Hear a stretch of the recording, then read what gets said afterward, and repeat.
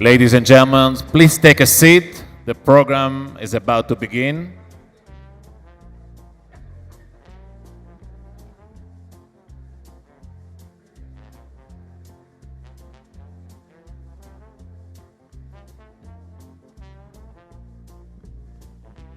Please welcome the CEO and President of the Ayn Rand Institute, Tal Tsfany.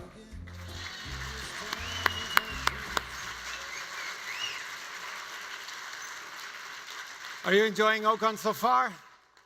Is it amazing? That's awesome. You know, I can't believe this is the 8th year I'm doing this, and every year I get more and more nervous for some reason. But as I say always, this is my chance to share with you what we're doing, how excited we are of what's coming, and this year is no difference. So this year is all about America. This is all about the 250th year of America, and we're here to celebrate it. And this year marks a momentous event in human history, an event where we got one document that changed the trajectory of human history, that gave us the life, liberty, and the pursuit of happiness that we still enjoy today. One political document that changed everything, and that is the Declaration of the American Nation. Let's hear it.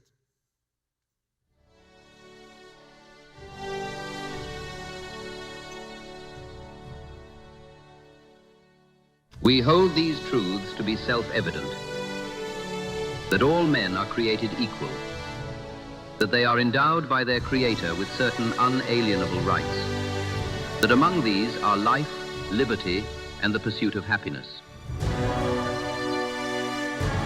That to secure these rights, governments are instituted among men, deriving their just powers from the consent of the governed. And for the support of this declaration, we mutually pledge to each other our lives, our fortunes, and our sacred honor.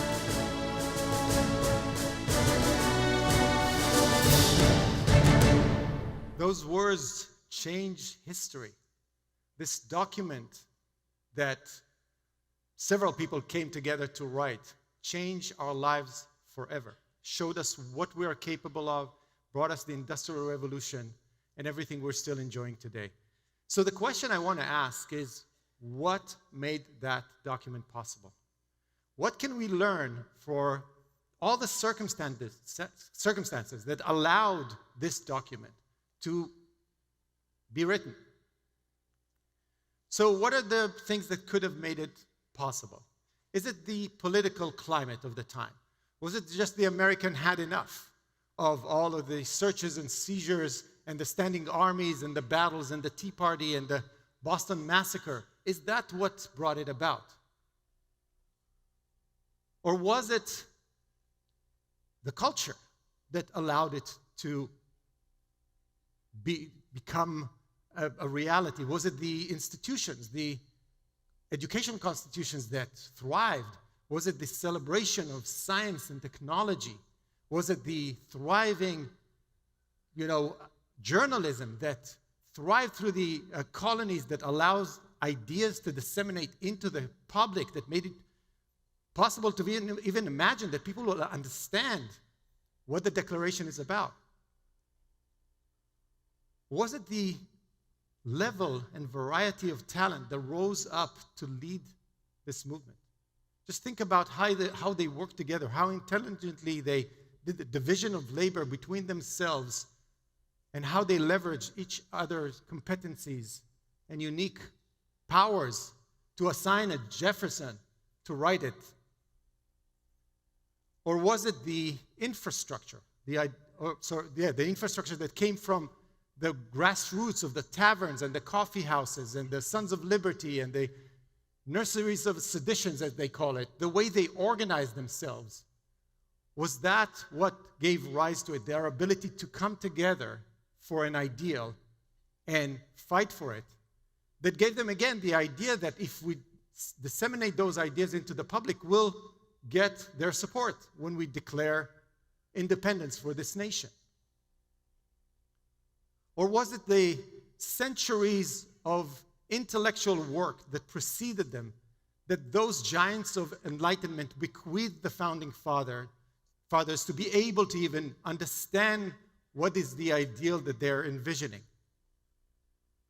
Well, it's clear that it's all of those things.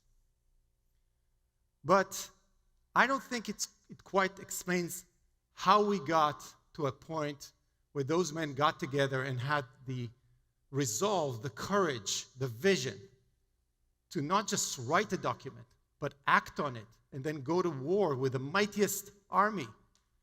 Not only to win, but to build something that was never tried before. It's really unbelievable. And so there is a philosopher, I don't know if you know her, that she's famous of going a little deeper than everyone. And I want to share with you a hypothesis that she just put forward that I found amazing about what it means to declare independence. So let me read you a quote by Ayn Rand.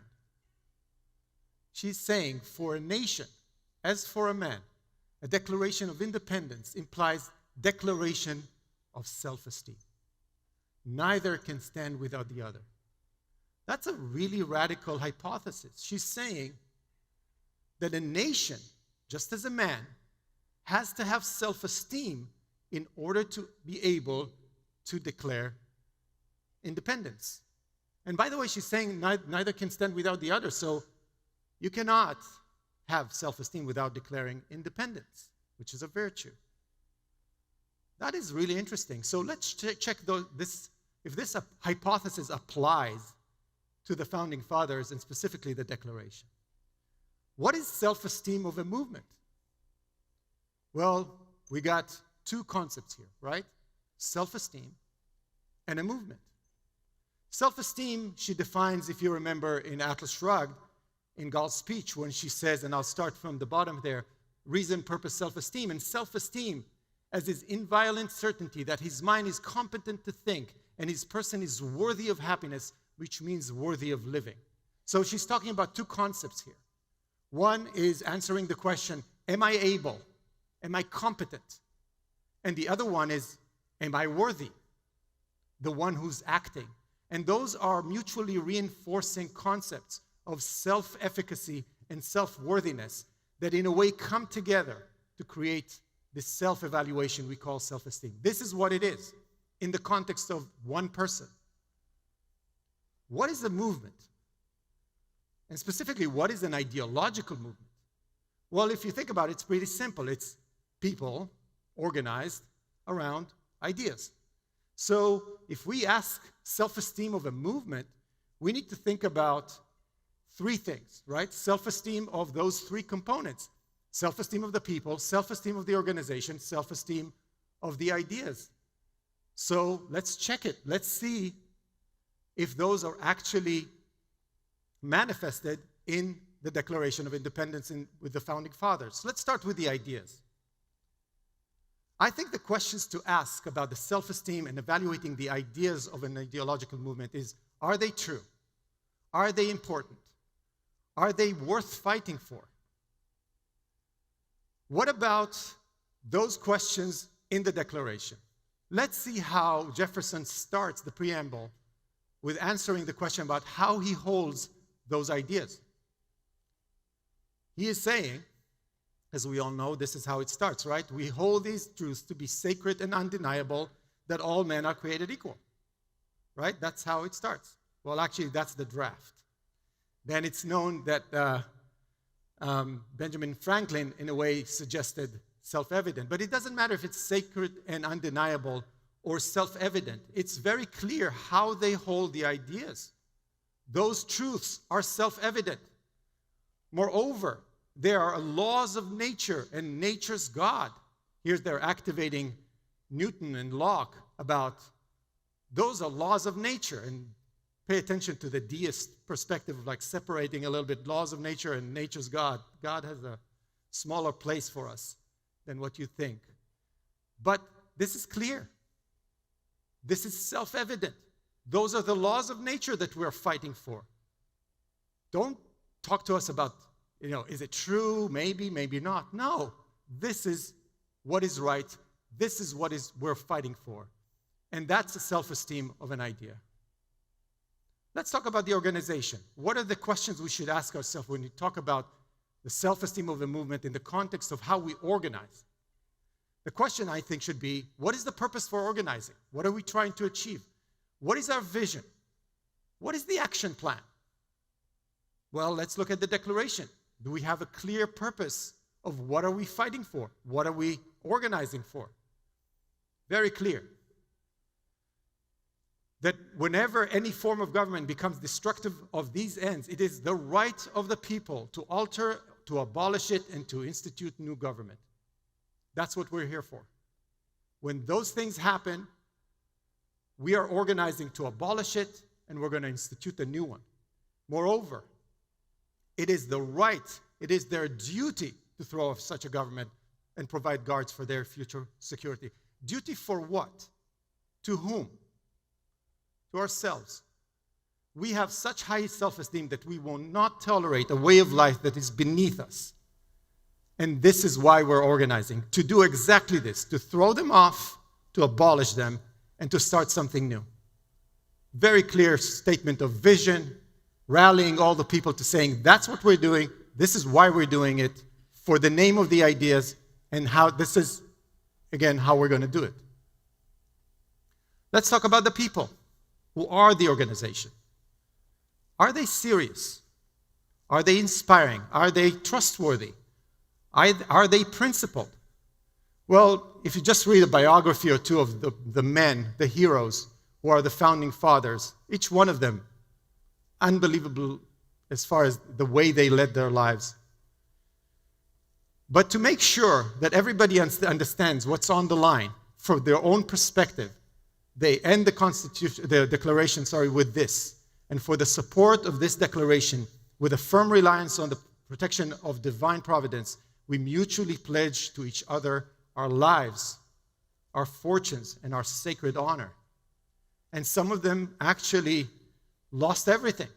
They lost their estates, their fortunes, because they were serious. So I think Rand's hypothesis of a nation with a self-esteem is right. Now, let's ask ourselves a question about who we are. Are we a movement? I don't think so. I don't think we're a movement yet.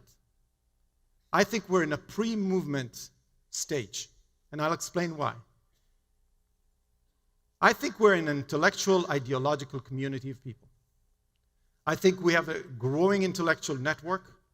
I think we have an excellent educational foundation, and I think, from my vantage point, the way I see it, it's clear to me that there's growing adoption and support for objectivism in the world. And I can do a whole lecture about why that is, the vacuum in the culture that just draws more people in to listen, to say, wait a second, I know I've heard all those things about Ayn Rand, but what is she actually saying?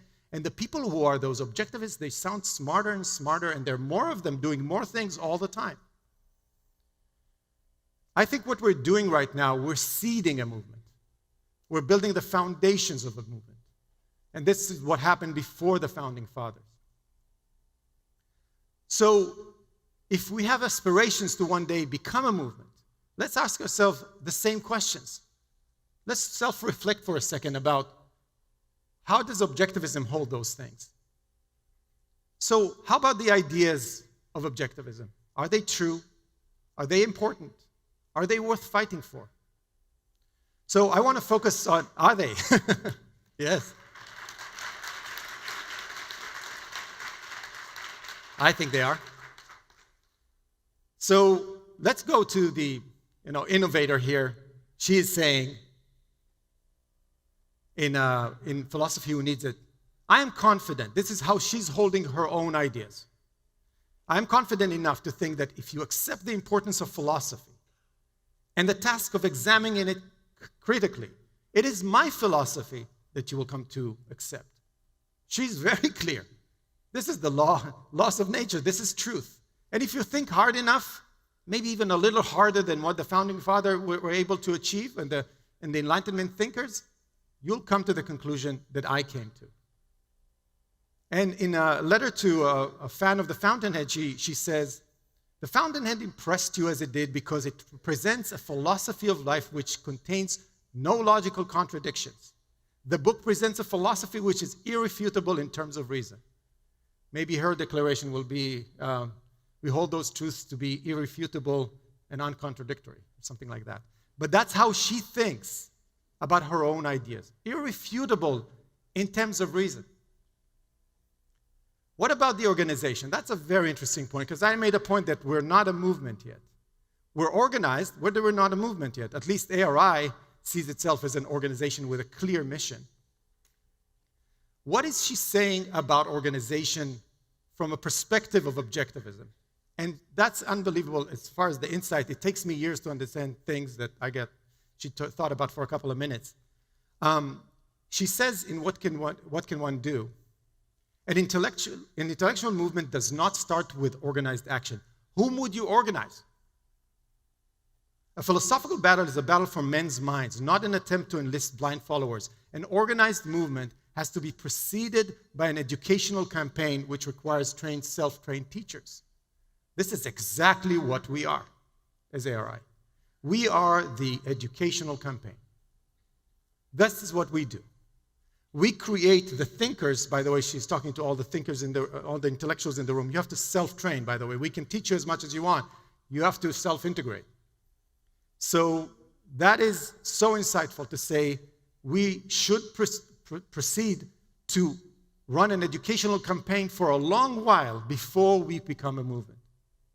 So what I think and hope will happen is that ARI will become a center of gravity of more and more organizations that we already see forming around us by more intellectual innovators and entrepreneurs that are trying to do more and more things. And what will happen eventually is that we'll have a critical mass of people that will someday pick up a baton and say, yeah, let's go into politics and change the world around us. Let's talk about the people. That's a very interesting question as well in the context of where are we today? So Ayn Rand thought of herself as an innovator.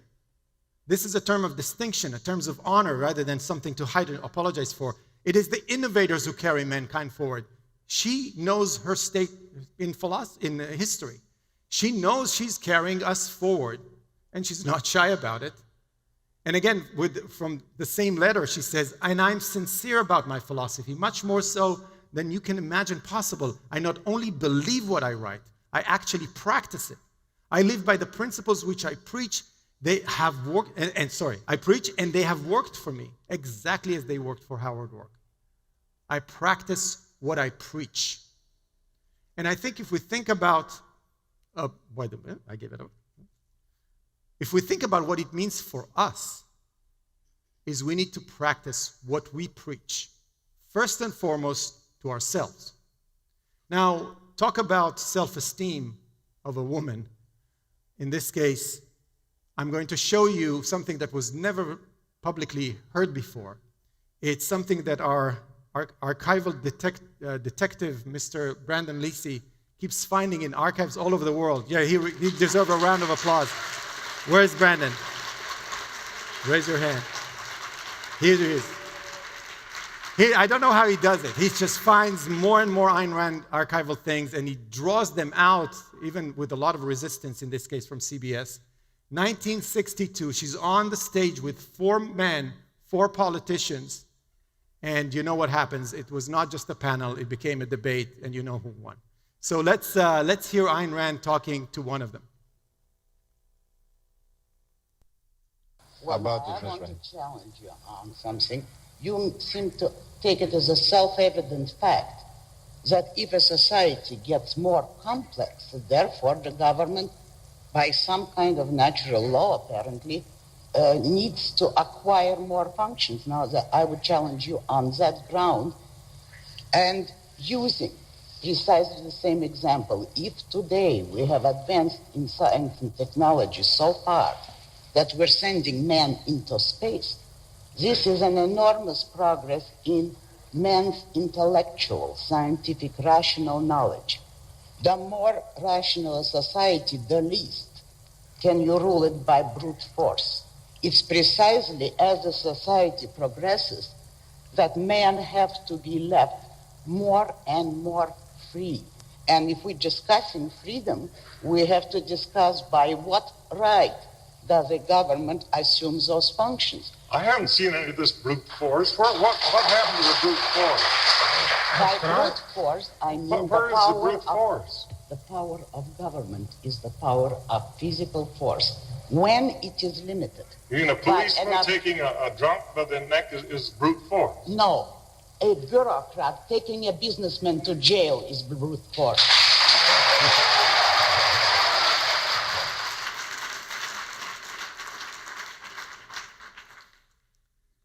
So I think I want to continue the point about, how we think of ourselves. And the question still remains, are we serious? Are we committed? Do we have the self-esteem? And the question is, who is the we I'm talking to? So, well, first and foremost, it's all of us, all of you. In a pre-movement where we're not all recruited to a common cause and we're fighting a war, the question is, what are we committed to? For me, it goes back to living the principles. That's something I care about a lot, as some of you might know. What does it mean for me to be the best version of myself, powered by the blueprint that Ayn Rand gives you to live the best life? Because why are we going to fight a political battle? To do what? To allow people the freedom to do the main thing, which is to live the life to your fullest. So the whole idea of, do you know yourself? Do you know your values, the hierarchy of values? What excites you? What brings you joy? What manifests your creative capacity? All of those questions is what I think one should be interested in the process of building your own self-esteem. That is on an individual level. But there's one organization, I think, at the core of what Objectivism is today, which is the Institute. And I reflected a lot about what it means for us, the way we carry ourselves, carrying the name of Ayn Rand. I mean, it was very courageous by Leonard and Ed Snyder to call it the Ayn Rand Institute. They had many other options, but they decided to call it the Ayn Rand Institute. And Harry, maybe you can help me. Just that was not an obvious decision, right? It was not an obvious decision. Thank you. I was afraid for a second. No, it was not an obvious decision. It was inflammatory to a lot of people, like we're going to hold ourselves to Ayn Rand's name. And so I thought a lot about what it means for an organization such as ARI, which is an educational organization, to have self-esteem. So first and foremost, to be committed to our mission. We have a purpose. We need to serve the purpose. And you see me come every year saying basically the same thing, which is this is what we do. That's what we're committed to. We need to be highly principled. I don't know if you know how many hundreds and hundreds of decisions we have to make sure that every decision we make stays true to the principle of objectivism. Ambitious in the way we think about how we can grow and how we can expand our mission to the future. Uncompromising in any way. There's so many, call it temptations. No, I wouldn't call them temptations. They're not even temptations, but requests and like cooperate and do this with that and do that and talk to this person and advance it this way and more people will know if you did this or you did that.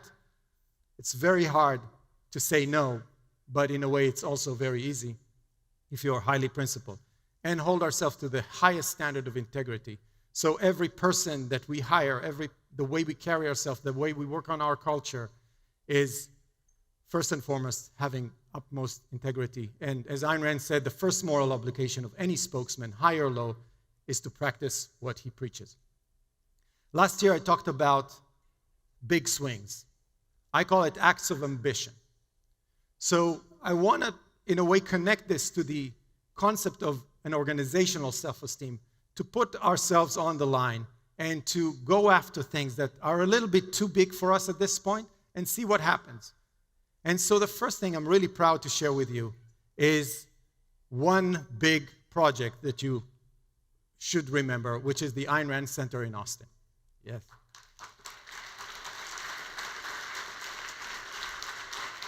When we started this project, I had no idea how we're going to raise the money. We announced it, and again, I would say it again and again, I was the first one to underestimate what it means to build something that presents ideas. There's a reason, again, why there's so many churches and synagogues out there. It's a 24/7 reminder that the ideas are here, and this is what they represent. And the level of support and people who came forward to help us build this is overwhelming. So I'm going to share with you the latest renderings of how this beautiful building, this, I think, monument, landmark would look like. So this is an aerial shot of the building. And what you can see, I'll pause here for a second, is that we're going to build a 200 feet fountainhead in front of it, a waterfall, an infinity pool that will stretch the entire lot from start to finish, and the building will be flowing with water into the world. And then as you go into the building, you will be walking on this pathway. It's made out of corten steel that elevates you. You don't even know how this structure is floating over the water, but it's going into the building. And you can see the glass and the granite that reminds us all of a book. And we have a new address. It's 1000 MLK Boulevard. As you walk in, by the way, the design of the lobby is not final, so this one is not something that is final. But you can see this is how the lobby is going to look like. There's going to be 2 bridges suspended over that go from one side of the top floor to the other side of the top floor. And then from there, you will be able to walk into the library. It's going to be a library that is going to be a salon known for a salon of ideas. This is where you come to discuss ideas, to hear lectures, to debate. It's going to be, I call it like, it's going to be like a Starbucks. You'll see soon that there's an opening on the right with a lady standing next to it. We will be serving coffee and some food, inviting people to have, I call it like a Starbucks, where you know that in every table there's a really interesting conversation about something philosophical. And I'll jump, I won't show you all of that. All of that will be available in a website called AynRandCenter.org. I will jump to the end. What's really interesting for me is, well, first, it's going to be a beautiful garden. You can see the garden here. And I'll run forward just to show you how the building is going to look like when the sun sets down. So not only flowing with water with an infinity pool, but also flooding the culture with light. So this is the Ayn Rand Center. It's going to be gorgeous.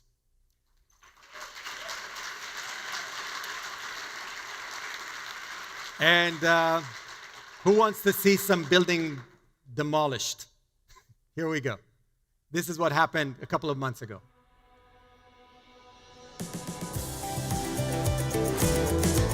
There were 2 buildings on the lot, one big one and one small one, but actually 2 lots.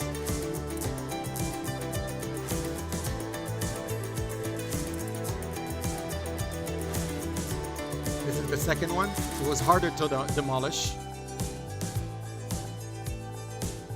But as you can see at the end, now we have a flat lot, it's ready, and we're going to break ground very soon. Things are progressing according to plan. And for all of you that gave us money to build this place, you'll be invited to a groundbreaking event in September that is connected to our student conference. So thank you for everyone who helped us build this amazing milestone. Thank you.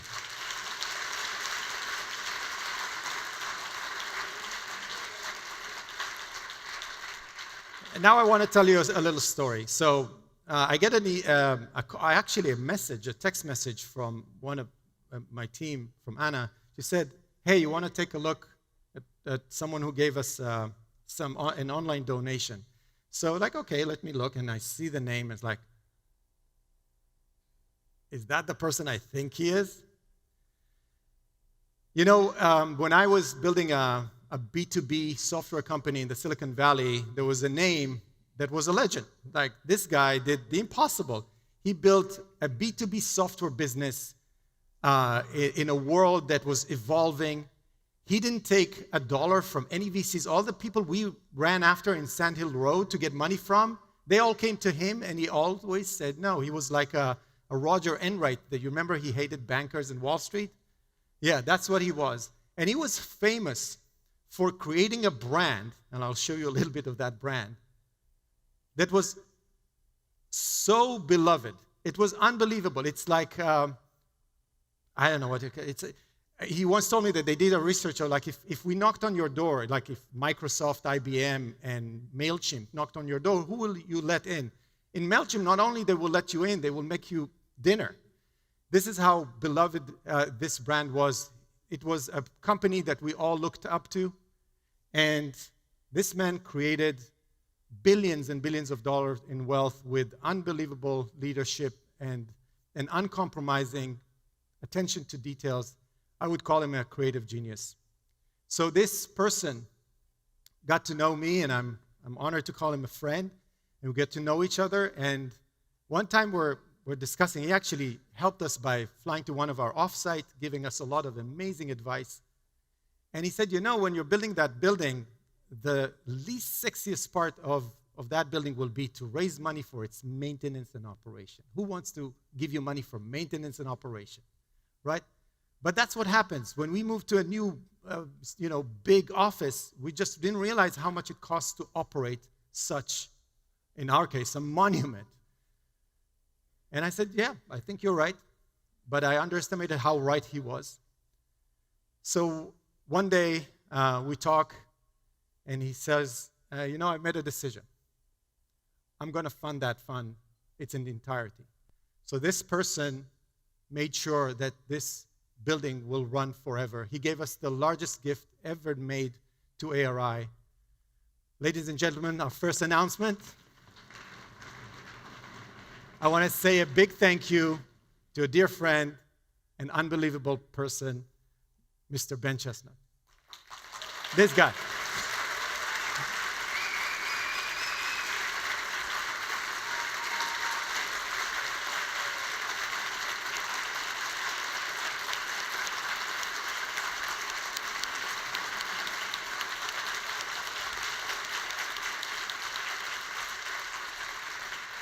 It's so rare to find someone who shares your ideas, but to have someone who's already also a creative genius is such an honor. Thank you, Ben. And we'll have a building for you in September 2nd, 2028. Yeah, Lauren is always sweating when I say that. But that's my commitment. September 2nd, 2028, we'll celebrate the opening of this unbelievable milestone. And if you want to become a donor, I know that not all of us have the means to have the resources to get on the wall of the founders, but we've decided to stretch the time horizon. So if you can pay a little bit less, we'll give you 10 years or more to try to get to that level so your name can be there for perpetuity. So if you're interested, talk to me, talk to my team, and we'll talk about it. The second thing, which I think is an act of ambition, is to announce that we are going for an accredited university. A lot of people still, thank you.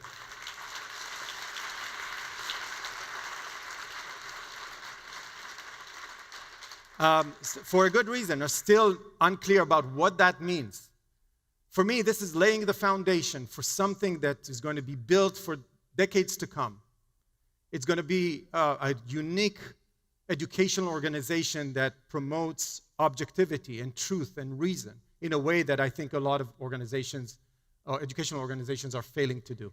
So a great milestone was just achieved. In order to get accredited, you need to pass two things. One is license, and the other one is accreditation by an accreditation body. Actually, the license is sometimes harder and longer to achieve. So this guy, Keith Lockridge, is speaking beyond. Yeah, he deserves a lot of credit.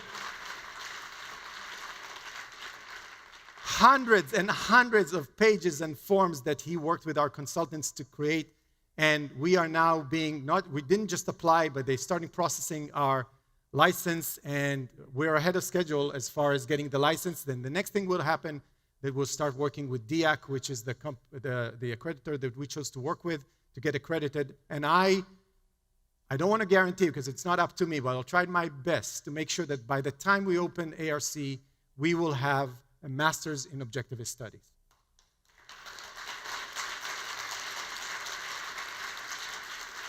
Okay, Now I want to talk to you about what we did this year. We call this year the 10X year.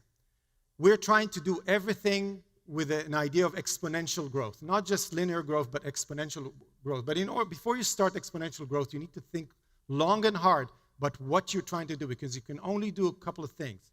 So if you remember, the way we think about our three-step funnel is to create more awareness, more understanding, and then commitment for the ideas of objectivism, for the outcome of a spectrum of people that you can call intellectual professionals or people that dedicate their lives to ideas, the professional intellectual, what Ayn Rand called the new intellectual. And our terminology is that we're trying to now mainstream our funnel. What does that mean? With acts like building a building and creating a university and pushing more and more intellectuals into the culture, what will happen is that objectivism will be mainstream.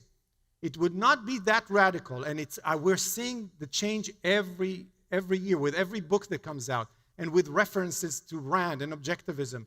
Like everybody should read Atlas Shrugged and know who John Galt is, and so on. More and more people are getting attracted, not because we're doing anything proactively, but we're doing the right foundational work to make sure that we are an attractive movement. Or, I was make a movement yet, sorry. An attractive community, right?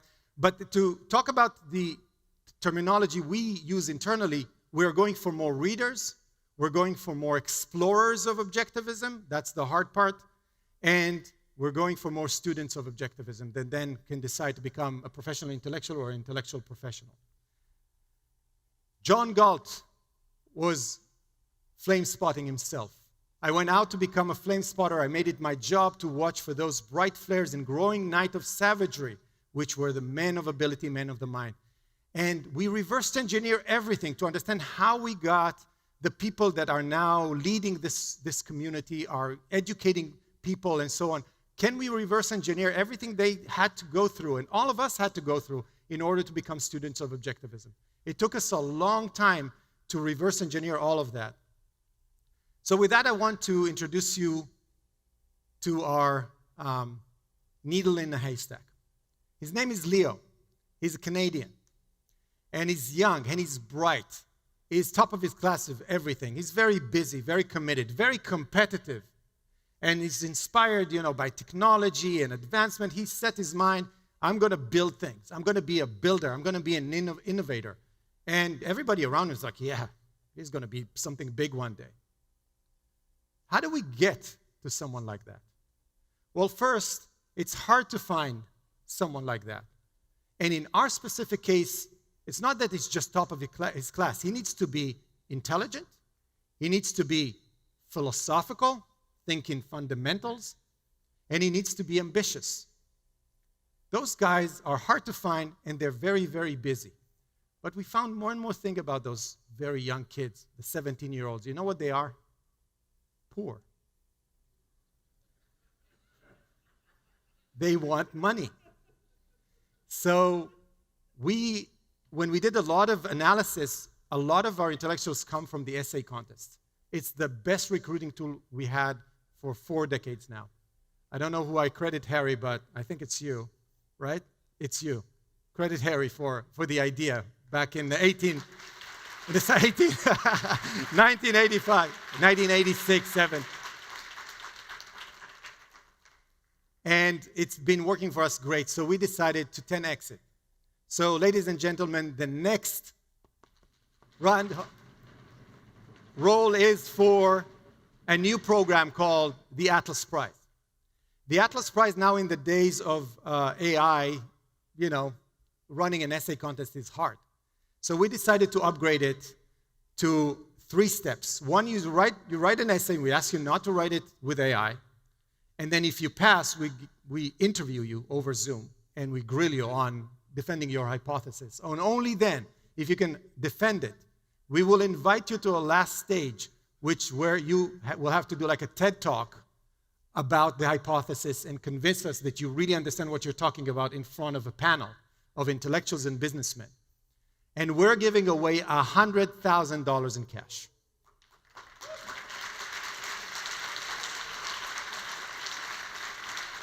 And I am happy to say that with like 2 months of this just being open, we have over 800 submissions, and it's getting heated. So, of course, this guy hears about it from the counselor, because we emailed all the counselors in the country about this, and he's excited. He submitted and applied, but he lost. You know to whom? To Gina. That's an inside joke. Gina won it twice. She's the Roger Federer of essay contests. So he lost to Gina, but something amazing happens to Leo. He can't stop thinking about the ideas that he read in Atlas Shrugged. There's something about them that are so attractive. They're even more fundamental than the physics and the math that he's learning. We actually have one student here who is now in our incubator that was exactly this. He was setting his mind, I can think about a couple, about a career in math. But something about the fundamentality of the ideas attracts him. So he goes forward. Where does he go?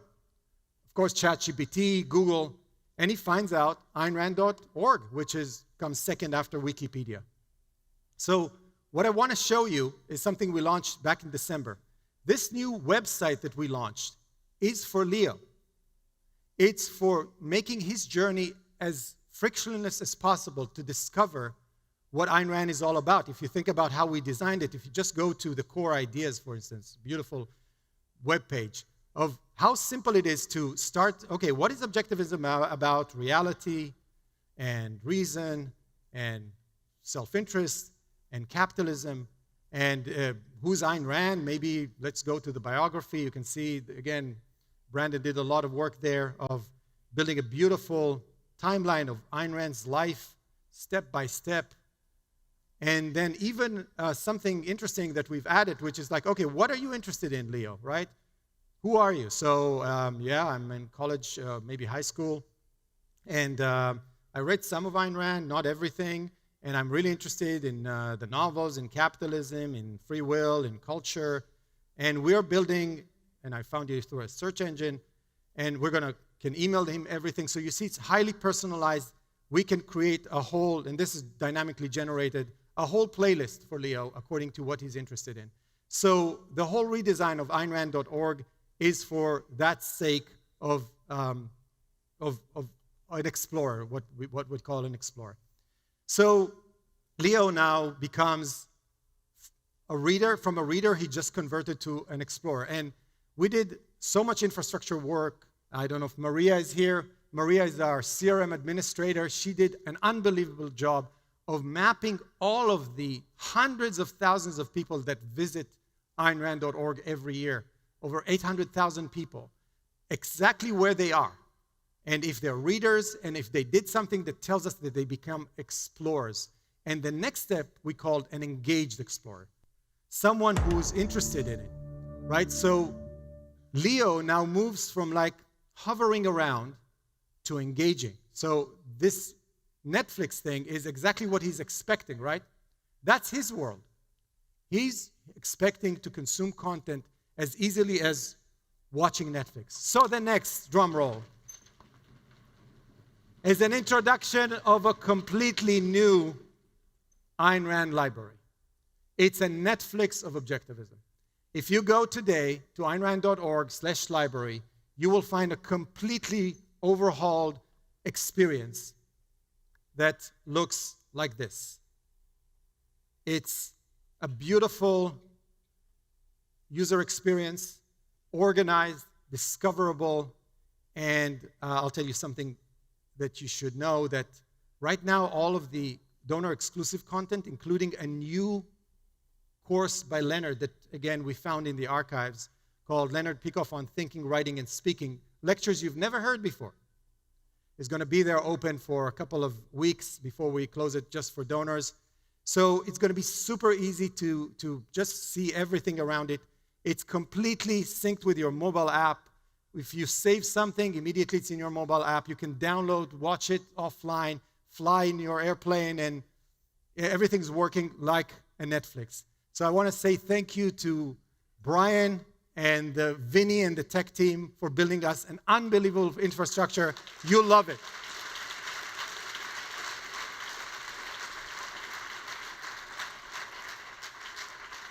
So, as you saw, this is a new photo of Yaron with a new course. Another thing we decided to do is to invest in high production content, in something that looks like a Netflix production, nothing less than that, or a masterclass. So if we go back to the slide deck, I want to show you the intro to a course that we recorded with Yaron and Don Watkins about the morality of capitalism, and we're intending to do many more of those. Introduction to Objectivism, introduction to each aspect of Objectivism, each and every pillar of the philosophy. So let's watch, and by the way, again, all synced with your mobile app. So let's watch the trailer.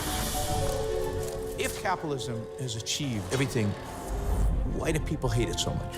Capitalism has created enormous abundance and unparalleled freedom, and yet it's underappreciated and under attack. So this is just a trailer, just to give you a snippet. This goes for more than 10 hours of footage. So Don and Yaron recorded 10 hours of footage. This is the level of production, the level of B-roll. It's really like watching a Netflix show. So we're going to do much more than that. We found an unbelievable team that knows how to produce these things. Actually, some of them objectivists, and it's easier for us than ever before to produce at that level. So I don't know if you check your phone for a second, you should have gotten a text. I don't know if you've gotten a text. It should have links. Just push the link, download the app today. There's a lot of exclusive content that you can watch there. There's this new course that you should watch, the 10-hour course about morality of capitalism. Those are the barcodes. Go download it. It's a really good one. So I hope you got the SMS. Okay, one more thing.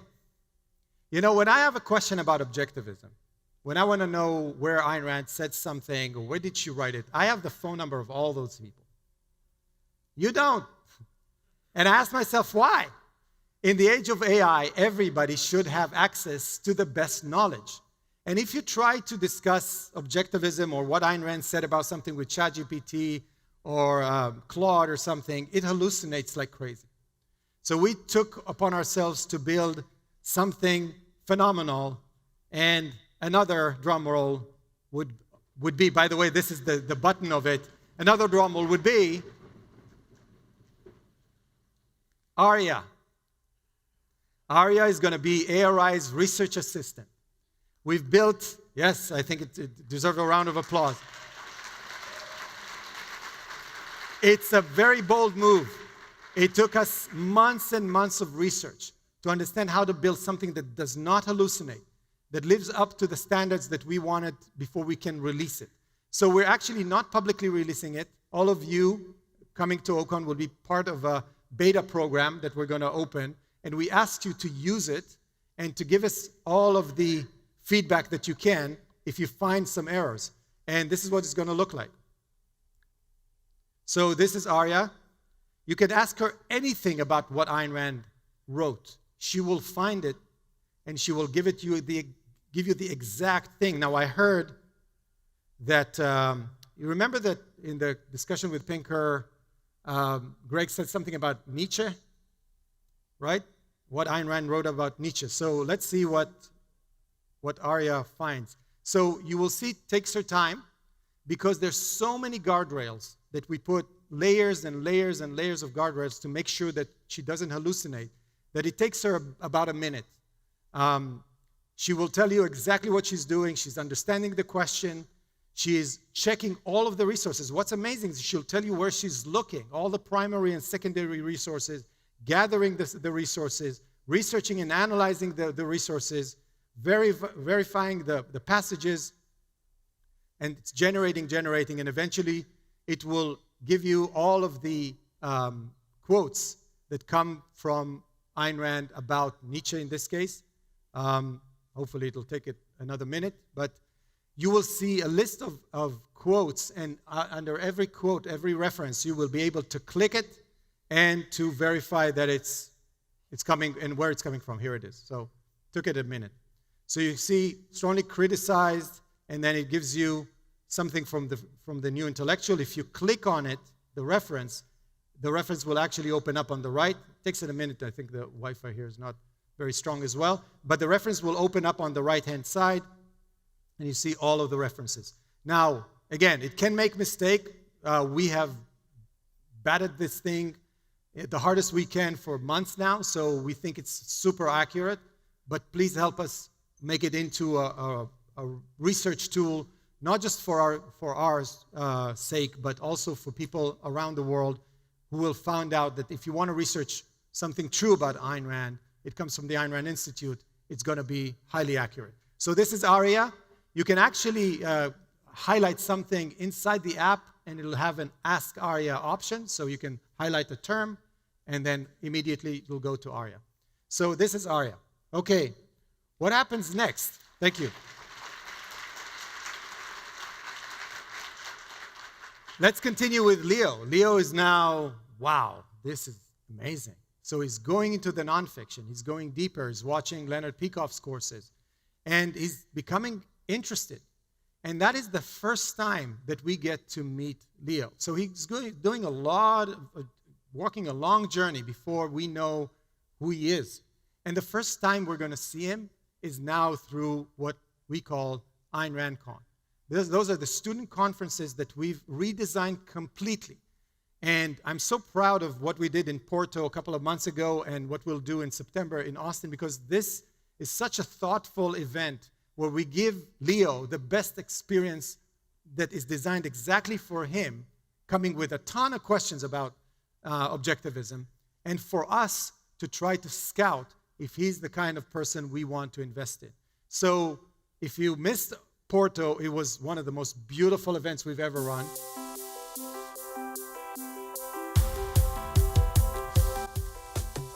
And what we've done in Porto is we've invited a lot of people that we were interested in that came from our CRM.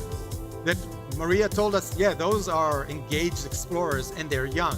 Invite them. So we sent invitations. We got all of them. We gave them the very basic talks. We brought our best speakers. And we gave them a lot of time to ask questions, a lot of time to socialize. And they didn't pay attention, but we were actually scouting the whole 3 days. And that yielded more leads into the Incubator and ARU than ever before. So very proud of ARC. Come join us in September in Austin. It's going to be a fabulous event. So that's Ayn Rand Con. Okay, so he's continuing. Thank you. He's continuing his journey. He came to Ayn Rand Con. He met unbelievably inspiring people. They answered his questions in a way he didn't expect. He's going even deeper. He's starting to engage. He meets with Stephen, puts them into a community. They talk on Discord. I don't know what Discord is, but it seems like everybody's there now. And they're talking, and he's becoming a part of a community. And he's going into college now, and he's thinking, like, what do I want to study? And in many, many cases, a lot of the people we interact with drop, their math and technology and other paths to say, no, I'm really, really interested in ideas. And you have to sell them this prospect of having an intellectual career. That's something that we pay attention to very early. Yes, there's money to be made. You won't be poor if you dedicate your life to ideas.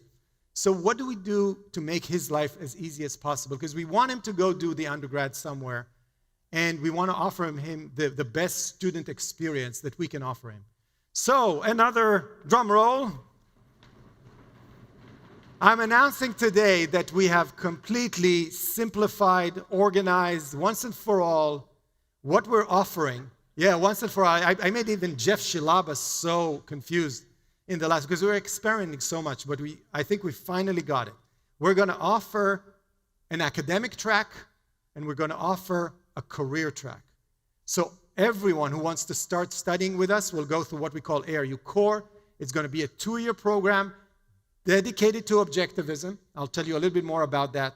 And if you're really serious and you want to go deeper to a master's level, like I said, in about a year and a half, we'll be offering a master's level education, which is academic in nature.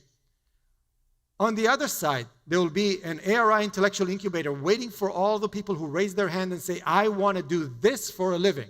Teach me how to do it.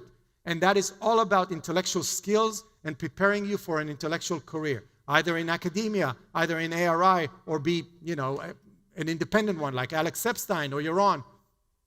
So this is the structure. Now, within ARU Core, we made it very, very simple. So Leo, all he needs to bear in mind is that he needs to dedicate something like an undergrad minor time in order to study with us for 2 years. So the first year, 3 modules of Objectivism with Onkargate. We're bringing the best to the front, right? And 3 8-week modules of diving into Objectivism, guided by OPAR as a syllabus, as a curriculum. And then the next year is going to be about philosophical thinking and writing, general and comparative philosophy, and applications of Objectivism. You'll see courses in those 3 things. And if you graduate from our undergrad level, you can then move on to our master's level. And if you're thinking about an intellectual career, Ilan will recruit you. Ilan and Sarah will recruit you into the intellectual. And again, and ARU Masters waits for anyone who finished second year. We have 146 students. We used to have 10. We used to have 5. We have 146 students in ARU today. And I want to announce one more thing. This is not wishful thinking. This is a leap of reason. Not a leap of faith, a leap of reason. We don't have the money for it yet, but we're going to announce that it's going to be tuition free. Forever. Don't pay us money. Well, Leo doesn't pay us money. Okay, because Leo's poor. He didn't win the 100K. It's with Gina Gorley. So not only we want to make the undergrad program, the ARU Core, free, we're also working to see what it means to do the master's free of charge forever. So we're opening a fund to try to raise money for ARU being tuition free forever. Not only we're going to make it tuition free, Leo is struggling because if he's going to go learn, AI or something like that, computer science, his path is clear. He's going to make good money. It's very unclear how much he's going to make if he's going to become a philosopher or an applied intellectual.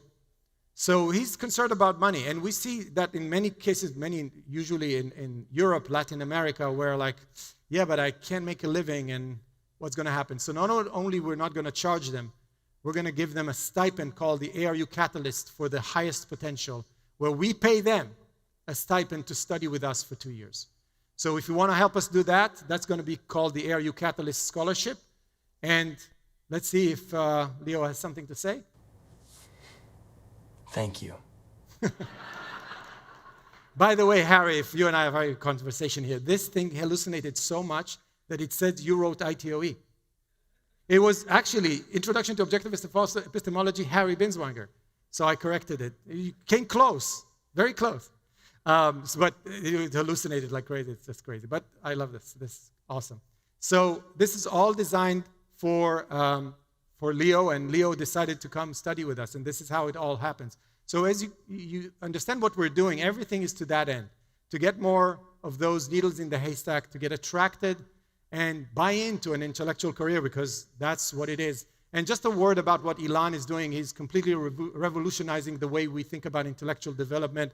Him and Sarah are doing unbelievably innovative things with mentorships and other things. Today we have over 40 people. I think it's 43 now. Again, and those are the highest level students that are declaring, I want an intellectual career.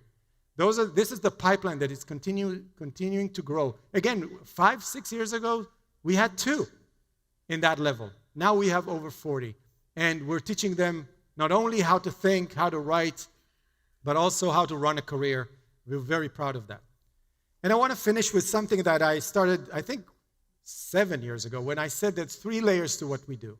So we're doing awareness, books for teachers, books for students. We're trying to spread the word, read Ayn Rand, and we're doing mainly education. But at the core of what we do is preservation by the archives and by the professional intellectuals to keep the core of Objectivism with integrity. So I can say how proud I am to what's going on in the archives. We're actually reversing the model of the archives. Before you had to ask us to come have access to the archives, we're going to not only make it open, but we're going to come to you. In the last year, we have scanned and transcribed over 7,000 Ayn Rand papers that are now online for everybody to use. So we are still linking a website that is not the Ayn Rand ARI website. If you move to my computer, I just want to show you what it looks like. Those are thousands and thousands of Ayn Rand letters, not just the letters, but all of her papers. One that I just close to my heart because I love Kira. Just see what she wrote if you're interested in We the Living, for instance. So this is where Ayn Rand is writing about the characters she's going to write about. So you see how the high resolution of the scans, but we have dozens and dozens of volunteers going through every page, every paper that she wrote, and dominant trait of Kira, intense, passionate hunger for life, beautifully sensitive, and the real meaning to the real meaning and value of life, and crushed under the senseless, morbid, suffocating conditions of a miserable existence. Just if you want to understand the journey that Ayn Rand did in order to write those novels, to come up with the formulations of her ideas, this is a journey that can take you, I don't know, years to maybe go through, but our archival team is going to make all of this available to anyone, everywhere. So we're going to organize all of this, and that's it. If somebody wants to learn about Ayn Rand, she deserves the best archives in the world. So thank you to the archivists, Brandon and Audra, and the team and all the volunteers. They're doing unbelievable work to make sure that everything Ayn Rand is going to be available to everyone. Another thing that they're doing is new archival scholarship. So a new edited version of Ayn Rand Letters, which is expanded by Mike Berliner, Ayn Rand's Immigration Story by Agustina and Brandon. We published the screen guide for Americans, and I'm super excited to let you know that Robert Mayu is working on a new book, Anthem, the Definitive Ayn Rand Archives Edition, featuring rare historical documents of the writing of Anthem, and I will try very hard to convince Robert to do that for the other novels, and that is unbelievable. If you want to really, he's going to do the work for you, trying to explain to you how she came up with all of those novels featuring all of the archival materials. So this is historic.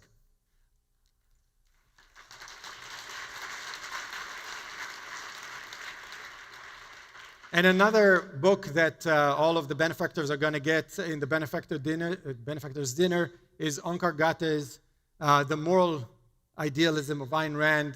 If you want a deeper understanding of the novels you all love and make concrete why Ayn Rand thought that we needed fiction to complete the job of morality and how she thought of herself, I started reading this book. It's so insightful.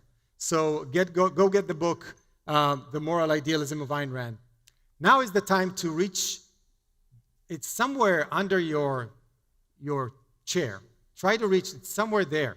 And if it's not under your chair, there's more boxes at the back. Is there? You found it? Yeah?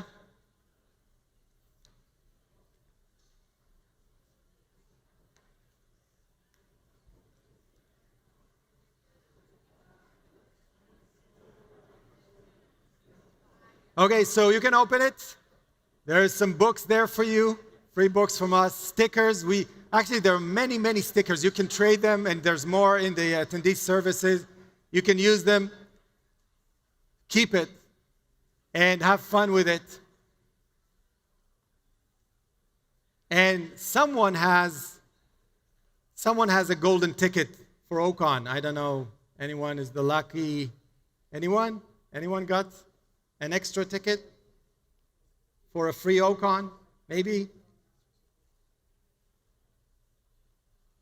Anyway, if you got the ticket, you got a free OCON on us. We're going to announce where it's going to happen in a very, very special place next year. So before I end, I'll just say that it's becoming better and better. This is the 8th year for me as a CEO. I get more and more excited about leading this unbelievable organization. And I want to give Ayn Rand the last word. This, ladies and gentlemen, is what objectivism offers you. Think it over. Consider the subject, check your premises, check past history, and find out whether it is true that men can never be free. It isn't true, because they have been. Find out what made it possible. See for yourself. And then, if you are convinced, rationally convinced, then let us save the world together. We still have time. We still have time. Thank you very much.